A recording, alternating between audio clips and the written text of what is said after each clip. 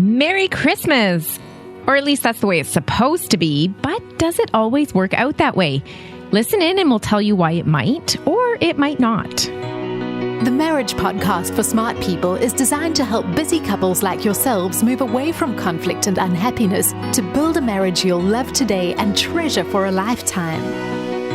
This podcast is made possible by listeners like you. Learn how you can help save marriages, prevent divorces, and keep families intact by going to oyf.support. Once again, that website is oyf.support. And now, here are your hosts, Caleb and Valinda Simone Gandel from Only You Forever. Welcome to the Marriage Podcast for Smart People. If you want to build a thriving, passionate marriage, we've got the research, the truth, and the answers you're looking for. We have a festive episode for you this week. This is episode number 167. And today we're going to be talking about what makes Christmas holidays happier for married folk. Hey there, before we get started, if you missed last week's episode, we discussed the human cost of pornography. That was a somber episode, but it's worth going back and checking out. Also, make sure you hit the subscribe button so you don't miss any upcoming shows from us. If you're struggling with your marriage, we offer sound, research-based advice, and most of all, we offer hope. Yes. Okay, let's get into the topic of coming home for the holidays. That just sounds so romantically merry. Yes. Well, let's start with that question. Do most people actually have a happy Christmas? Because it sounds merry. It does. Turns out that 75% of people are generally satisfied with their Christmas experience. Okay. Yeah, which is great. And I don't know if it's the skeptic in me, but I do wonder if that's overstated. But perhaps the data was collected by a guy in a green, suit running around New York. That was a cultural reference to Elf. Oh, gotcha. Yeah, okay, anyways, I missed it. I thought it was Grinch. Oh, Grinch, yeah. No, okay. Not the fuzzy suit, the tights. Okay, stay away from that guy. All right, less than 10% of people report significant levels of anger and sadness, which is great to hear. And about half of people, though, they do report some level of stress during Christmas. Which I think, we're in that half. I am in that half. Absolutely. So, overall, not too bad. A little bit of stress. December's always crazy busy, right? Yeah. But there's some pretty interesting facts to learn as we go through this that are good to think about as we come up to this holiday. A couple researchers in 2002, they interviewed 117 individuals to determine the specific factors that contributed to making Christmas holidays stressful or enjoyable. Okay. And they found these things that I will list here. First of all, emphasizing family and spending time together was linked to greater happiness. So these are just kind of things we can think through, right? Yeah. If we're doing this or not. Second one was emphasizing religious beliefs was linked to greater happiness. Really? Third, lower happiness and greater stress was reported when spending money and receiving gifts were the most important aspects of the holiday. So that's okay to have, but they shouldn't be like the most important. Right. Number 4, giving gifts and consuming in a way that was environmentally friendly was linked to higher happiness. Okay. So good job being socialized for environmentalism. But you know what, Caleb? What? I'm not like a huge environmentalist necessarily, but like when I go shop at a big box store and I come home and I have like 10 times more garbage than the actual product, that irritates me. Yeah. Yeah. We don't want to irritate you around Christmas. Shush. Okay, just keep going. Number 5. No, I see your point. And I've been throwing my little yogurt containers in the recycle bag very consistently this week. Nicely done. Thank you. I think it's because I'm coming up to Christmas. Number 5, men generally reported being happier and less stressed at Christmas than women. Possibly because much of the responsibility for the shopping and cooking of Christmas dinner, etc., falls to the woman. Okay. So that's fine. We don't need to change anything there. Number 10. Oh, yeah. Number 10. Oh, sorry. No, it's just the next point. I was just trying to move on fast from that one. Oh, gotcha. Rather than provoking discussion. Fail. Sorry? What? So their conclusion was this, and I quote, "In sum, the materialistic aspects of modern Christmas celebrations may undermine well-being, while family and spiritual activities may help people feel more satisfied." Which is kind of what we all already knew. Okay, good. But now we have the research to prove it. Perfect. Now let's talk about Christmas gifts. Oh, this is the most stressful part of Christmas. Right. For me. And yet, deep breath, that's good. Yeah. What this is starting to highlight, as we've said, is that gifts and the materialistic expression should not be the main focus of Christmas. But what is really interesting, though, is if you try to limit the amount of money you spend and you limit your gift giving, this is also linked to lower happiness over Christmas. Same researchers as before, but another study found that spending a higher proportion of your income on others than yourself predicted higher levels of happiness. It's more blessed to give than to receive, right? Yeah.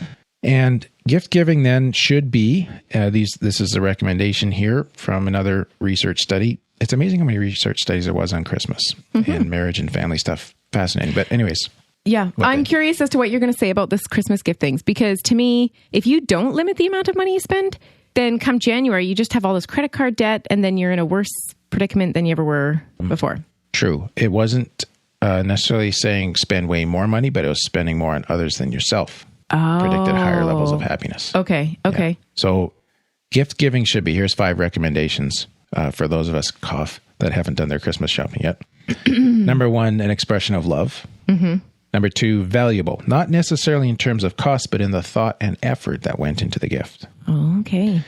Number 3, altruistic and not focused on obligation or creating a feeling of indebtedness in the receiver. So like no strings attached. Yes. Number 4, it should contain some symbolic meaning, such as giving someone a gift to indicate they're part of the family or giving a gift that will have special meaning to the receiver. So there's some real thought about the emotional relevance. Right. Message. See, to me, that's the the hard part. That's the hard part, yeah. Yeah. Number 5, tailored to who the receiver is, not based on your own preferences. Right. Which I was really disappointed to hear because I had this really nice power tool thing I was going to buy you this year. Nice try. So women typically spend more time on gift shopping than men, and often take overall responsibility for the first buying process, seeing it as work. Men often take less of an active role in this and feel the need to buy presents for fewer people or see it as women's work. Those men. Husbands could therefore make the holiday season less stressful for the wives by being more willing to be involved in the gift buying, by starting buying gifts earlier and by getting gifts for more people rather than just close family. I like this researcher. I'm sure most of that was speculation. Caleb, this is so true though. Like, what? Like they're just, okay, let's talk about us here. There just seems like there's always something that comes up so that we never even can think about Christmas until well into December. Okay. And to me, that is just so incredibly stressful. Like I would rather have all my buying out of the way in November and then I can just enjoy December. Okay. But like we don't even get to like talk about Christmas until December. I find like that's to me what I find stressful. And so I really like this, what did you say? Starting buying gifts earlier. Okay. So that's just, that's me coming calmly to the conversation. Yeah, I'm not feeling emotionally flooded at all or intimidated or anything right now. So yeah. Okay. What do you want to do differently next year? I want to start Christmas like November. Okay. Like shopping Christmas. Yeah, like November 15th, I want to have like my list all laid out. Okay, as long as we don't have to start the actual Christmas carols till like December, that's good. Oh, you are such a Scrooge. Oh. In the Christmas carol department. That sounded like the fundamental attribution error. No, that was just in the Christmas carol department. But this is so true though. Like, I'm sure if it happens to us, it probably happens to someone else out there. Yeah. So even just by having the conversation, maybe a little calmer, Oh, no need for that. Then it would help for next year even. That's true.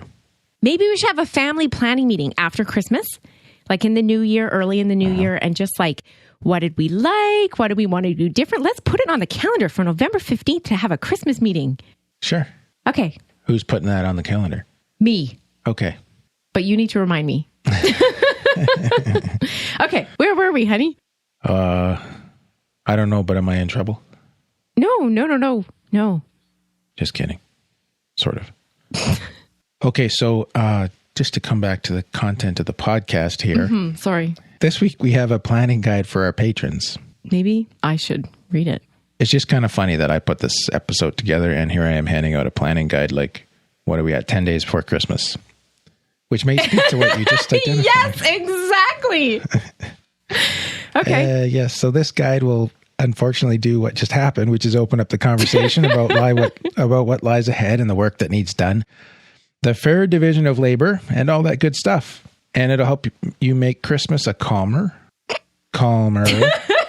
mutually enjoyable experience. So why be stressed, right? There's so much difficulty in life, as Verlinda has been highlighting for us. Wouldn't it be great if this could be a time of peace and calm in your marriage? Oh, Gunny. We're selling this really good, I think. Maybe we should start using the stuff we sell. Maybe. So you can get this by becoming a patron of the Marriage Podcast for Smart People. We'll just take a quick 60-second break to tell you more about that. What happens when the fairy tale marriage meets reality?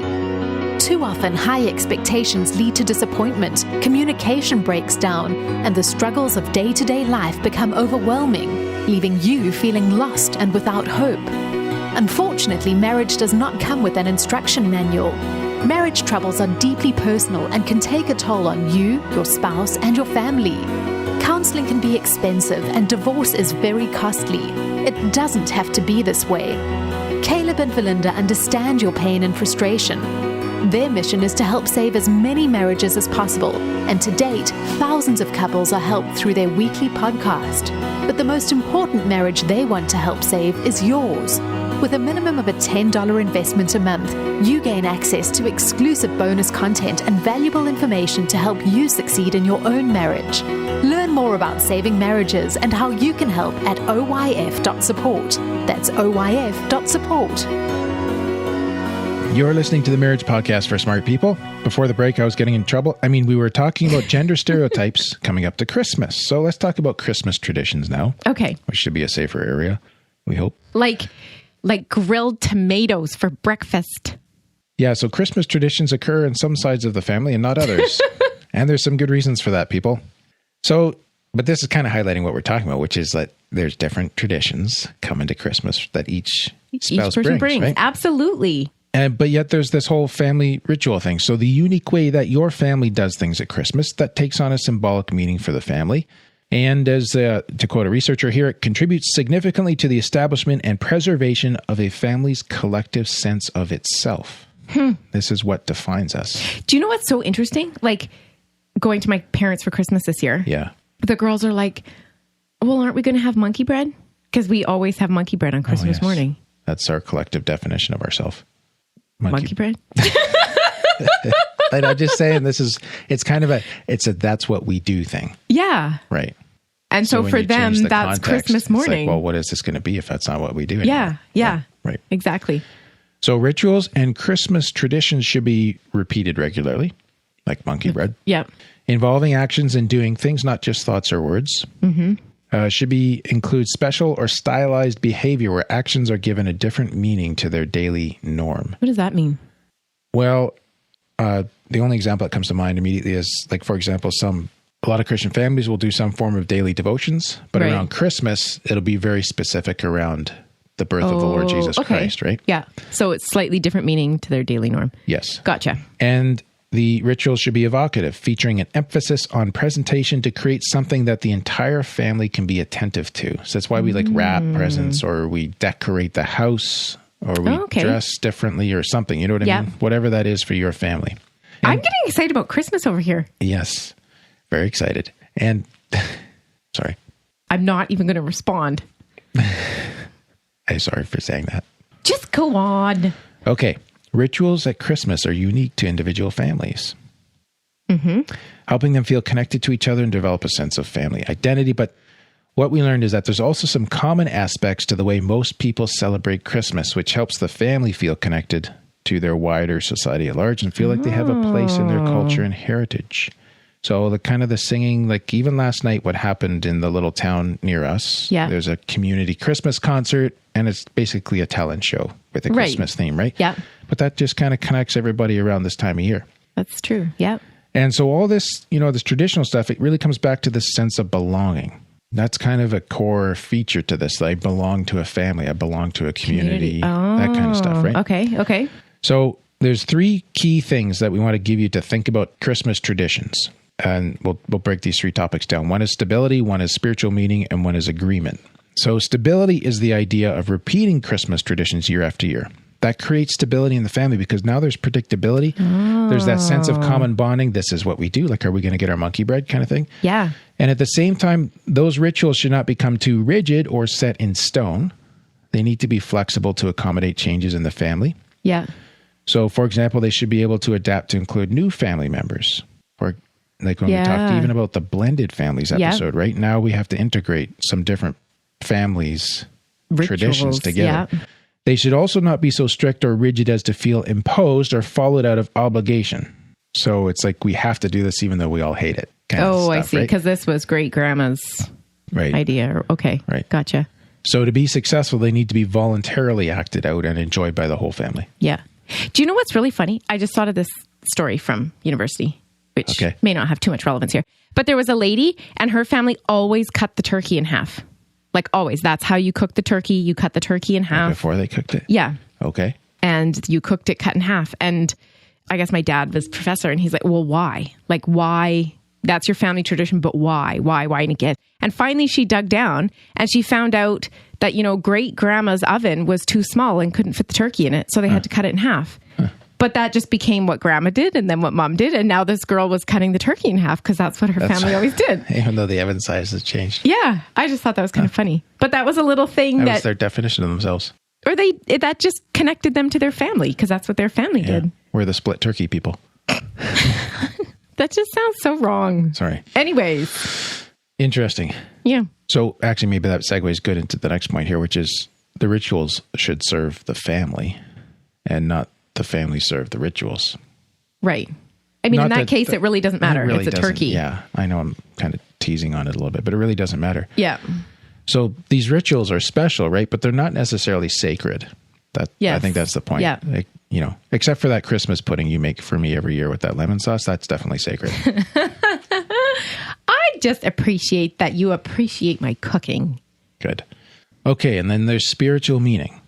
So Fees et al. Interviewed 120 married couples, and those couples were married for 9 years on average, and they found a strong link between marital satisfaction and the spiritual meaning attributed to their family rituals. So incorporating faith traditions into family rituals helped couples and families affirm and strengthen their relationships and connect their values to their actions. Interesting. Okay. Yeah. So when you attach spiritual meaning to holidays and you act based on this, it increases marital satisfaction over and above simply having faith.